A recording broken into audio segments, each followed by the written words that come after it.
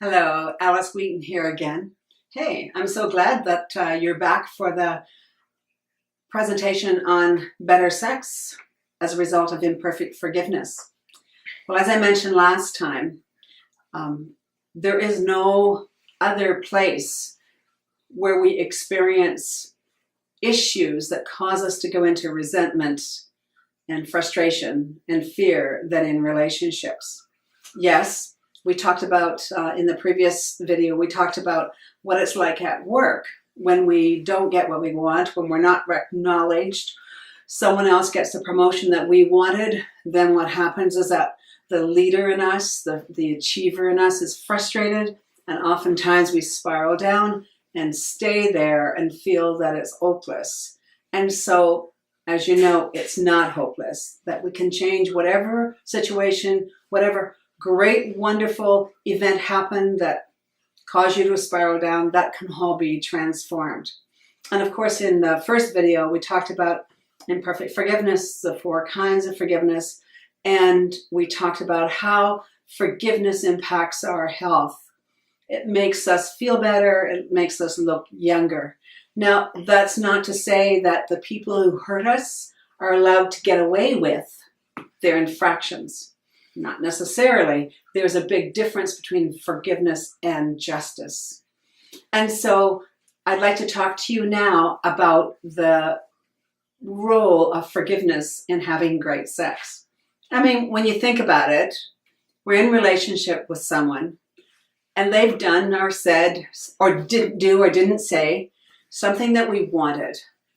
And the natural response to that is to spiral downward. First we get resentful, then we're hurt, and we justify that resentment by being hurt and angry and sad. And then what happens?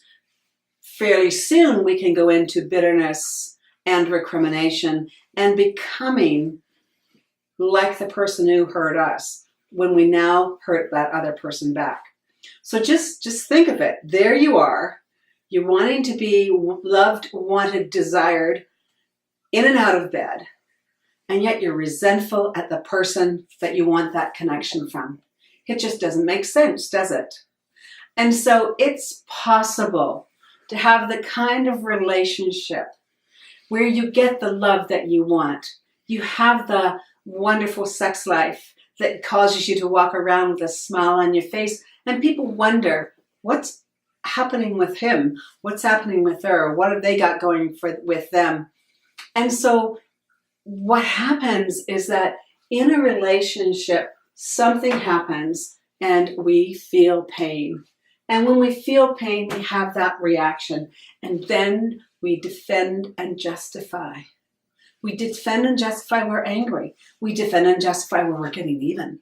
And then we walk around plotting to get even. That's even worse. But then we go to bed, we have a good night's sleep, we have a whole new perspective, and now we want to connect with our partner. Well, guess what?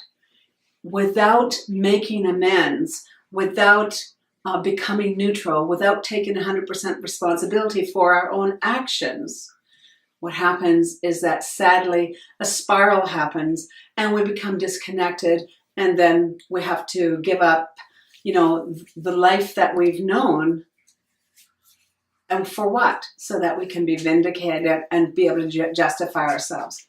So there is a process where you can become neutral about what other people do to you and still have great boundaries, so that chances are when something happens that's unproductive or that's hurtful, chances are then you can actually move through it fairly fast. Because I find in my life that having good boundaries, to be able to create boundaries, keeps me emotionally safe and emotionally connected at the same time. And so what I want to leave you with today is the fact that we can be tapping into all the endorphins, all those wonderful feel-good endorphins that come to us. And when we feel those endorphins, they never arrive when we're resentful. Endorphins show up to make us happy and keep us happy. We can't have that we can't have that drug, that endorphins flowing through our systems if we're busy finding fault with the people that we love. It's the same as at work. We just can't. And so who knows what caused us to go there. And hey, listen, I've been there myself.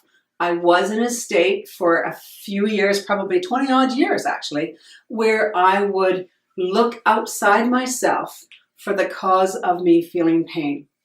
When I found a way to look at inside of me, my whole life transformed.